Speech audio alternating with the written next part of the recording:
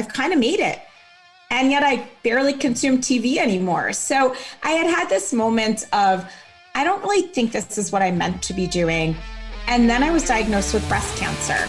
What is happening, everybody? Larry Roberts back with another awesome episode of the Readily Random podcast. Today, we are still rocking it with Podmax, and I have my third interview of the day with Podmax. That's what makes Podmax so awesome, is I get to meet a minimum of 3 new, wonderful, amazing people each and every time I attend this event. It's tremendous, and I love it. And this guest, once again, no different. Sally Wolf is joining me today. She is a Harvard undergrad and got an MBA from Stanford. So I'm going to have a hard time keeping up with her intellect, but I'm going to do my best. So Sally, thank you for joining me on this episode, and welcome to the show. It is so great to be here. And this Harvard and Stanford girl couldn't figure out how to work her microphone. So I promise you there is a lot I can learn from you as well. We weren't going to go there, but since you threw it out there, I'm like, okay, cool. We're even now. We're good. We're good. So Sally, what brings you to Podmax? This is your first time at this event, right? Mm-hmm, correct. What brings you here? And how are we able to take this opportunity for you and I to have this conversation? I love connection. I think at the end of the day, we all are on various journeys, and life is all about connecting and intersecting and learning from one another, as we just were kidding about in the intro. And I have found that in the past several years, the opportunity to be open and be vulnerable and share life moments with one another in moments like a podcast, or I also happen to do public speaking and I teach at companies, I teach workshops on connection. It's what life is ultimately all about.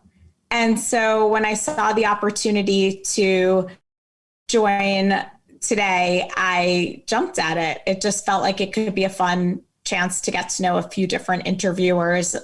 It's been a wonderful community. That's awesome. It has been tremendous. You know, I met Josh in an event pre-COVID. So we met in real life. That's kind of weird. But we met in real life and we kind of just clicked, man. We were 2 new guys at this particular podcasting event and we were trying to find our way around and we just kept bumping into each other. And next thing you know, we're hanging out. We're attending the same panels and the whole 9 yards. So it was really, really cool. And that led me to this today. This is, I believe it's my 8th Podmax event. Man, every opportunity I have to get in here and get involved in this community is tremendous. Tell me more about you. Sally, you're an entrepreneur. You obviously have a tremendous education. You've been heavily involved in media over the years. You spent 20 years in corporate America. Now you've branched out. You're an entrepreneur. Give us some idea what that path was like and kind of sum that up for us if you can. Sure. As you said, I went to those schools. So undergrad at Harvard, was a psych major, but didn't initially do anything with that. I entered the corporate world. I became a management consultant, which was a very popular path out of Harvard. I worked for 4 years. I went to Stanford. I got an MBA and also a master's in education. And I give you these little percolating things from the past because I've come to realize, just like Steve Jobs spoke about in a Stanford commencement speech, not the year I graduated, but in 2005, a speech that I highly recommend. He talked about how all of our dots, how we can make meaning, all these different dots when we look backward. And so here I was, I had studied psychology, but wasn't really using it. I had gotten this master's in education, but wasn't really using it. Ended up on this 20-year path that you alluded to in the corporate world, in the media world. Was an executive at Time Warner, which is now WarnerMedia, had launched this incubator where we invested in storytellers the same way a VC firm would invest in a startup company. I loved it in so much as I had loved any job. It was the best corporate job I had ever had. I had the best boss I ever had. And yet I had hit this point, this is about 5 years ago, where I just knew it wasn't aligned with where I was in life anymore. I had started this career in the media industry because I loved consuming media, right? I'm graduating from college. I'm 22. I loved magazines. I loved television. I actually told a teacher who was scheduling a seminar, a true story, back in the mid-90s, sophomore psychology majors at Harvard, there was a required seminar that you took and you were assigned to a specific teacher. And Matt, who is actually still a very close friend of mine, he called each of us and he said, okay, we're going to be meeting Wednesdays from 7 to 9 p.m. Does that work for you? And without missing a beat, and this is a teacher I had never met before. I said, but 90210 is on at 8. And he's kind of like, that's not exactly what I had in mind as a conflict. If it makes you feel any better, one other person happened to mention that as well. I had to take this class. This was not like a class I didn't take. So that was the point in college at which I got a VCR, because obviously I could not miss 90210. Okay, I got to interrupt. I have to, because I got to know, is it Team Brenda or Team Kelly? Which is it? Team Kelly. Yes, and then, I love it. And then like more like the Brandon Dillon, I'm definitely a Brandon girl. So see, I was on the school my wife and I argue. Newspaper with, like that was I was like the Andrea Zuckerman of my high school experience. I love it, and I just love the fact that you're Team Kelly. That is so. My wife is 1,000% Team Brenda. I was about to she say, hates Kelly. Was anyone Team Brenda? Really? My wife was Team Brenda, and I'm like, how? It doesn't even make sense. But yes, so I'm so glad that I met you, because now I have somebody on my team as well. Did you guys watch the reboot last year? She tried it. I didn't even want to offend my eyes with it. So, but she said she watched parts of it and it wasn't quite what she hoped it would be. It was a little bizarre, and yet, admittedly, I did watch every episode. So. I mean, what are you gonna do? So yeah, nostalgia, right? 100%. So at any rate, that was my psych. That was my main memory of psychology in college, was that it interrupted. I'm just kidding. But I loved psychology. I didn't do anything with it. And yet I would start in my adult life when things like TED became popular. It was the Brene Brown talk that I would gravitate to. Oprah's Super Soul was the media that I liked to consume. And yet here I was 20 years into a media career, launching something I was very proud of, and yet kind of knowing like, I work at this company that we own HBO, we own all the Turner networks, we own Warner Brothers. Like, this is, if you're going to work in media, I've kind of made it. And yet I barely consume TV anymore. So I had this moment of, I don't really think this is what I meant to be doing. And then I was diagnosed with breast cancer. And so I had this reset of sorts where I had already resigned and didn't really know what I was resigning for. So it turns out, I guess I was resigning for my health. So I had an incredible boss at the time. And she's like, you're not going anywhere. You have earned your disability. You're going to max out. Like everything that a boss could do and really should do, but often probably doesn't.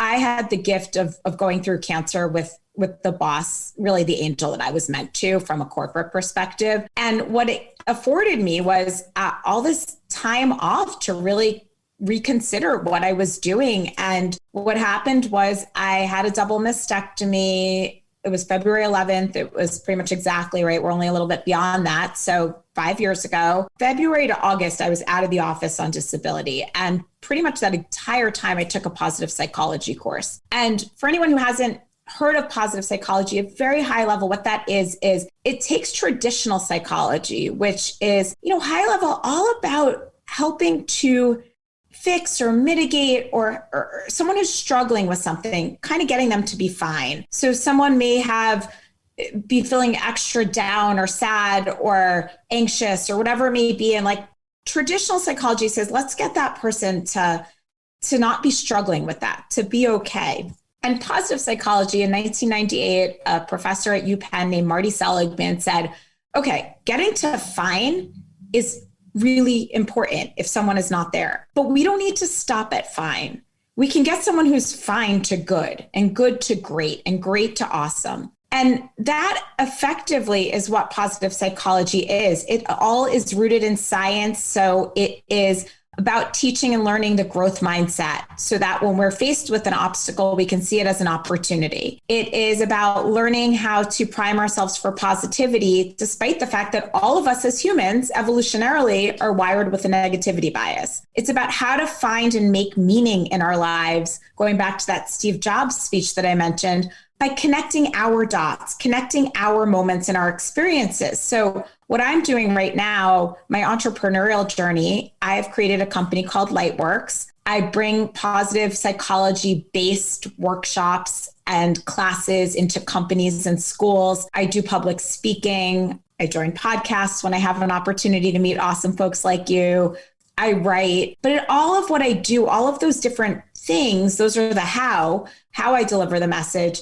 It's all under effectively the umbrella, the personal umbrella for me of wanting to spread light and resilience and help people to really know that everyone has in them what I've found in me through this cancer journey, that resilience, that ability to take a difficult moment and not only go through it, but grow through it and shine through it. So we all know PTSD, like everyone's heard of PTSD. But if you were to make a bell curve of resilience, PTSD is the tough part of that bell curve. There is also post-traumatic growth. It is going through something that's really difficult. And it doesn't mean it's not hard. It doesn't mean there aren't parts about it we might not choose. And yet we're living that journey. So how do we go through that and be better on the other side? And I think more than ever, everyone is navigating that to some degree right now because we're all living through the same pandemic. And my experience of it is different than yours, it's different than someone else's because we're all unique humans. And yet we're all, more than ever in our lifetimes, the whole world is going through something. So I think the difference between who ends up sort of in a better place after it and who doesn't is all about flexing that resilience muscle, so to speak, which we can all build if we know how. Wow. There's a lot there to unpack, honestly. And I hear they were playing the song of your people. You are in New York, right? So the soundtrack. Oh, you heard that? The soundtrack was there. So folks listening, yes, we are coming live from New York right now. We're recording from New York. So that is the song of New York. But I asked the NYP to do that just for you. Just for that authenticity, right? We're talking about being ourselves and finding ourselves and how it's critical to be authentic when we're presenting ourselves forward like this. That was just an excellent contribution. What I really wanted to ask was, do you think that in order to establish that resiliency, to understand that post-traumatic, not trauma, but growth, well, just the term PTSD, traumatic is in there, but do you think that we have to experience high levels of trauma in order to get similar growth, or can we still grow without experiencing trauma? Absolutely, the latter. I don't wish trauma on anyone. The word trauma gets used a lot these days. And while there are people experience legitimate trauma, I don't think it takes something like, in my personal case, I'll talk about mine. I lost my breasts. I was bald for several months. I live with what is a metastatic stage 4 breast cancer right now because it unfortunately had come back and spread. So those are all real, data points from my life, from my journey. They're real. Sure. It's subjective too. I think sometimes what is traumatic. So what is traumatic for one person, like someone might lose a job and like that, and like without knowing that person's not only financial situation and need for that job from a salary perspective, also from an emotional perspective and whatever attachment exists to that company or history exists with it. So you could have two people laid off the same day from the same job at the same company. And for one person, that is like, I am going out and celebrating. I didn't want to be here anyway. And for someone else, that's a traumatic moment in that person's life. So first of all, this is subjective stuff when we talk about anything in the human experience. And I just want to put that out there because the word trauma itself gets used a lot. And I think sometimes it's hard to understand someone else's trauma. There are people who can listen to me talk about where I am in my cancer journey, and they may be in a very different place with very similar medical chart. And like, they may be struggling more than I am. And look, I have my days where I'm struggling, right? So it's very hard to know exactly what it feels like, even if you kind of think you can wrap your head around someone else's experience. But that aside, we all have moments in life that just don't go our way. And I don't think they need to be traumatic to piss us off or to make us sad or whatever it may be. That's an emotion that's, kind of lumped into these darker emotions that we may not choose to feel. It may not be traumatic, but it's real.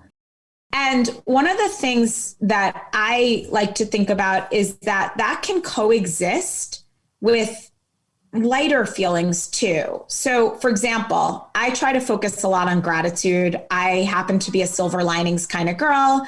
I authentically can find silver linings, and also I look for them because for me, that helps me to get through my day in a positive way. So I can tell you all the silver linings I have found from this crazy year that we have just lived through, right? There was a silver lining of living at my sister's for 6 months, and I'm an auntie to 3 awesome little humans. And so just having that magical time, right? It was always like a dance party in Auntie's room or arts and crafts, like late night arts and crafts at 7 p.m.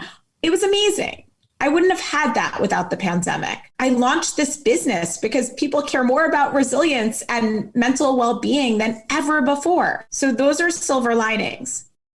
And yet I am living through a pandemic in a body that is immunocompromised, in a city. I'm back in New York now. My nephew and nieces started in-person school, so I didn't feel as safe with all of that exposure, potential exposure. And so I'm on my own.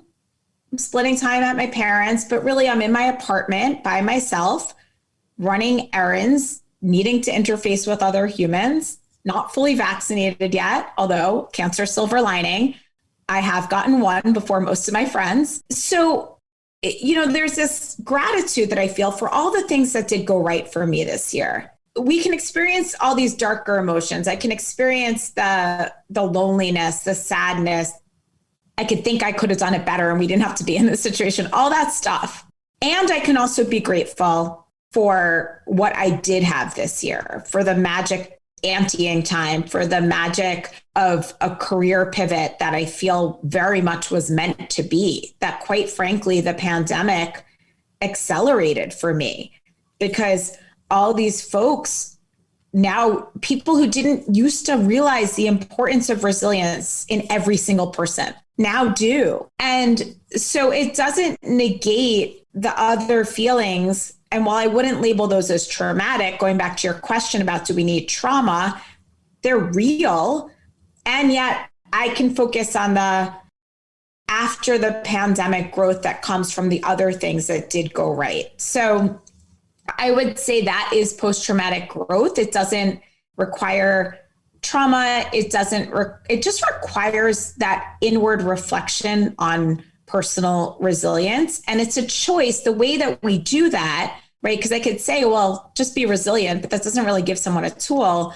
It's reflecting on the moments that you've had this year or in the past few years, whatever is right for you, and being able to make meaning. And meaning is subjective. So the meaning that I make from the pandemic of how it served me is different from what you'll likely come up with or what a listener would, because we're all unique, but being able to make it authentic for you. So like I look back at my past, right? And I studied psychology and I graduated the year before positive psychology became a thing. So I didn't get it in college, right? I can tell you I graduated from Harvard with all these honors in psychology, but I didn't get the material that really was aligned with my heart of hearts. And yet what I did then do was spend 20 years in the corporate world. So had I gone straight into positive psychology without that corporate experience, I don't think I could have the credibility to walk into companies right now and to leading companies in their spaces and work with executives and junior employees alike, because I wouldn't know the corporate world. So there's that resilience bell curve and that ability to find post-traumatic growth and make meaning authentically for yourself is like trusting that the things in your past that really aligned with your heart, they're coming together in a way that you maybe couldn't have even have written. Right? If you were writing the script, you wouldn't have necessarily known them. And yet they all make sense when you look backward. And that's post-traumatic growth. And I love that. And I think so many people struggle understanding that. They struggle understanding knowing that whatever they're going through today with a little, maybe a lot of resiliency, depending on the situation, is going to culminate later on in life and put them exactly where they're supposed to be. And a lot of people want to take that step out into entrepreneurship. They want to walk away from corporate America, but they're scared to death to do so. They're scared to death that they're going to step out and they're going to fall flat on their face, which very well could happen. I'm not here to preach a gospel of prosperity necessarily as compared to a gospel of you have to go ahead and take that risk. And that resiliency, I don't know why I'm having such a hard time saying that word. Maybe I need to go back to college, but I love the word resiliency. And maybe we need to embrace that and understand where we're at today doesn't mean that's where we're going to be at tomorrow. You know, my wife is struggling right now because she went through a traumatic experience just last week. I'm down here in Texas, and in Texas we had snowmageddon, right? So we're used to a little snow, maybe a little ice. I didn't think it was that big a deal.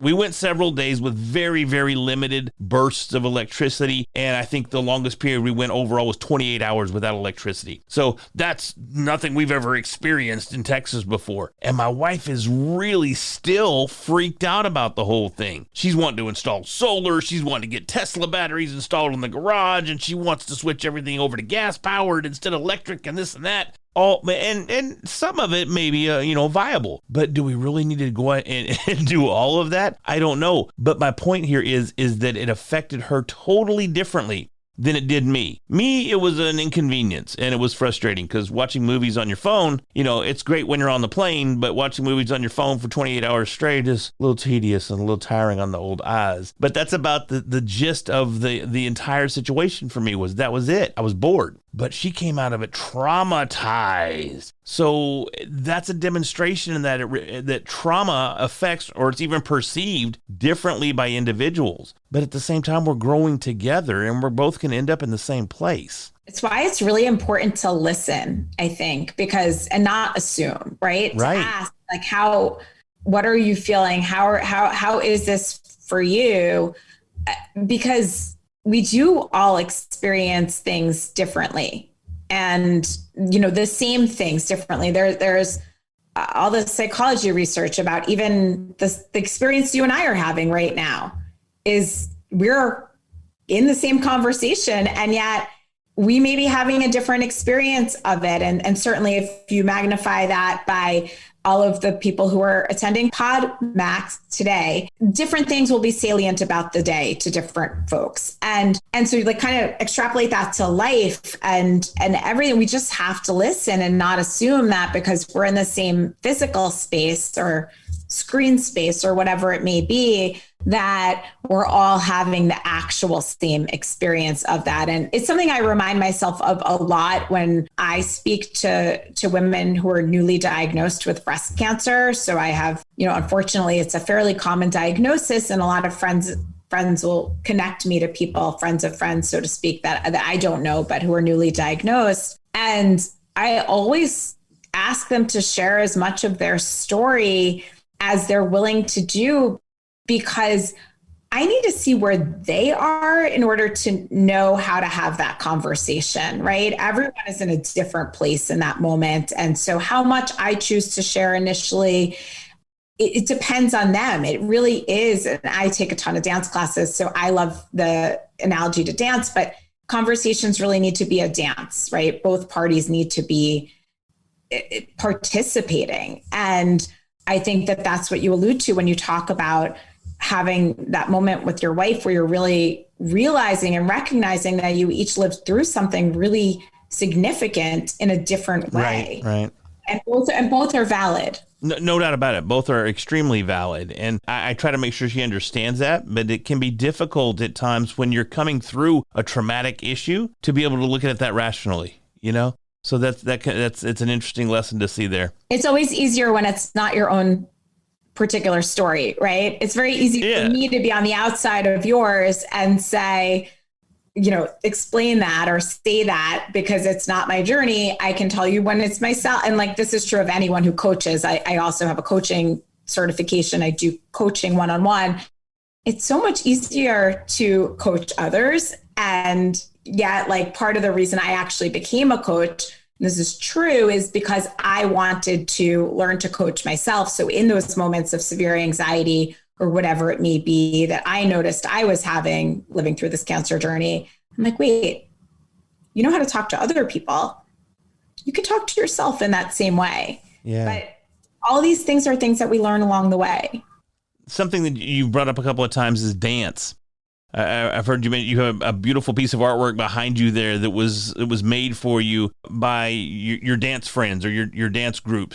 For one, tell us what that artwork is. Try to describe it as best as you can, because obviously we're doing audio here. But it's cool because it is audio. It's an audio waveform. So tell us about it. It is, and I love that you had asked me about it when we first sat down. So it is an audio graph. It looks like something you would see on SoundCloud, which probably dates me, but basically you see the sound waves. And it is a gift that was made for me by a dear friend of mine for my 40th birthday when I had a dance party, a pole dancing party. We had actually all met all of my friends who were there in pole dancing class that I had begun about 9 years before that. And it's cool because each friend contributed her voice print and said something like, you are radiant, you are inspiring, you are love. So each of those women, their voice print is in a different color. And so it's almost like an ombre effect of color in each person's voice print. So it is a unique gift. No one else in the world has that exact piece of art on her wall. Not a chance. No, that is so cool. I just love it. I've been looking at it the whole time, even out of the corner of my eye. I just think it's one of the coolest things that I've seen. Being the audiophile that I am, I recognize it as a waveform, and I needed to know all about that. But I think that's tremendous. That's such a great gift. And I will say this is my Zoom background for pretty much every call I do from this apartment, and which is my only apartment. And you're the first person who has asked me about it. Well, I'm happy to do so. It caught my eye. I thought it was very original, very unique, and I had to know more. So now we're gonna get a little bit deeper here into you, because you just hit me with something. You're saying dance class, and I'm thinking, maybe it's ballroom dancing, or maybe it's some salsa, merengue, or something. Probably not even saying that right. I'm from Texas. I'm supposed to know how to say it, but I don't know how to say it. But you don't know how to say it, and I don't know how to do Fair it. enough. So it's all it balances out. But you hit me with pole dancing. You've been pole dancing for 9 years. Now, I understand pole dancing's come a long ways. Well, yeah, 9 years as of 2005. Oh. We're going on 15 years now. Oh, my gosh. So now, obviously, pole dancing has come a long, long way since our outdated perception of pole dancing. How did you get into pole dancing? And, I mean, it's not every day you meet a Harvard grad that's also a pole dancer. Right. It's a unique dichotomy. I'm going to work in the Venn diagram of Harvard and dancing. Here's Sally.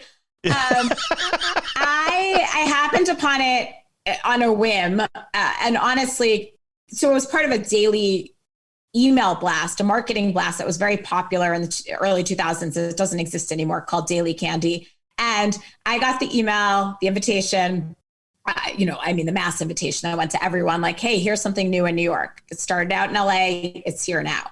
And I saw it. And as you might expect, this Harvard girl, this very prim and proper and prudish and modest and not a pole dancer, I pressed delete right away. And one of my very close friends, a few minutes later, I get this same email blast from a friend of mine who sent it to about 15 of us and said, like, we have to do this, blah, blah, blah. And after I fell in love with it, I actually looked back at that email because I wanted to see how I responded, because I knew I was not that enthusiastic. And all I had written back was, you're hilarious, ha. That's it. And by the way, I'm kind of wordy. I don't send short emails. Like, you could tell I like conversation. You're hilarious, ha. So she then wrote back and said, I've done it in LA. It's incredible. I actually then replied that I would go with her, not because I had any interest in trying pole dancing, but because I was a good friend. So P.S., as often happens in these moments, we went. She dropped out after 2 or 3 months, and 15 years later, I'm basically a black belt pole dancer. What I started on a whim and went to out of dedication and loyalty to a friend became something much deeper. So dance is a metaphor for life. I am super cerebral. We've kidded about my schools, but really it is a brain that is in this head that, I have lived very much in my entire life, meaning I've lived in my brain. I've overanalyzed everything. I overthink every decision.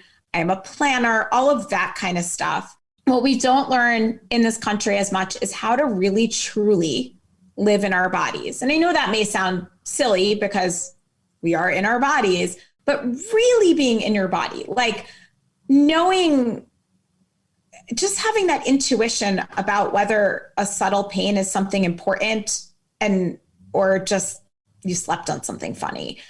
Just really knowing how to breathe, truly breathing, like not just having oxygen enter and leave your body, which keeps us alive, but actually feeling your breath go in as you inhale and end up deep into your belly. So that if you were to put your hands on your belly, when you inhale, you are pushing that hand out, like truly breathing, right? Learning stillness and meditation, all of this stuff that I believe is really important, but I had not ever been introduced to. So I started on this dance journey. I very much did it because, I went to that first class with a friend. It was fun. I did gymnastics as a kid. So suddenly I had this opportunity to invert those horizontal bars 90 degrees and play. And it really is fun. If you ever, before there was any attachment of pole dancing to sex and to strip clubs, if you ever see a kid on a playground or on a subway, pre-COVID when it was safe to touch these things, like they're going to run wild and have so much fun, uninhibited. So it's not up right now, but I do have a pole in my apartment that my nephew and niece, like they know it's auntie's fireman's pole, and not everyone. I think for a while they thought everyone's auntie had a fireman's pole, but kids just love it. And so to be able to embrace that inner child was super fun. Now, things that start off in one way, like fun in this case, can morph over time. And so what I will also tell you is what started out as a really fun class, it's still fun. And it also became a much deeper emotional journey into myself. So getting connected to my body, which didn't happen in the first class, but over the course of many. And then after getting connected into my body, just learning that I really was expressing myself through my body and not my mouth and not my brain. And having people read things in your body because body language talks pretty loudly. And so having a teacher be able to sense without me saying anything that I may have felt angry or sad or whatever from a subtle movement, not something like explosive, right? Where everyone can read that, but something really subtle. And so I learned and started this deeper journey into myself, this nonverbal, this really, really deep understanding of all of the stuff that I just mentioned. And then I was diagnosed with breast cancer. So the gift of having a space, a really safe space to explore a changing body, because I lost both my breasts, I lost my hair, to have this movement that was such a part of me. Like it wasn't my body moving as two separate. It was just like it was just as natural as walking. It is just as natural as walking or talking. So to have that as part of my healing journey after losing these body parts that are so connected to a female body in particular and femininity, and feel 100% connected to my body and not be stuck on my scars and all of the stuff that I've heard so many cancer friends I've made on this journey be their struggles with cancer. I didn't have that to the same degree because I had such a safe space to explore all of that. And for that, I'll always be grateful.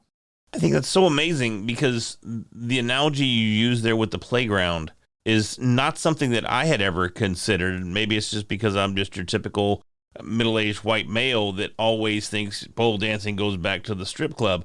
The thing there, when you talk about the freedom and the fun of just being free on the playground with the monkey bars or whatever bar you happen to be on at the time, and inverting that it's a perspective that I don't think many people see in that art form. I'm actually, so the timing of this, about a month ago, it was released on Netflix. I'm in a documentary right now that's all about pole dancing and this freedom that many women find in it, related to, like from whatever, like they may be experiencing or may have experienced in their lives, this like return to freedom and this reclamation of that inner child magic that I think you're alluding to. We should all be so lucky to have parts of our lives activity, because it flows over into other things then, right? So for me, like dance is a space, a place, a part of me where I feel uninhibited. I also feel that when I pick up magic markers and other arts and crafts kind of things,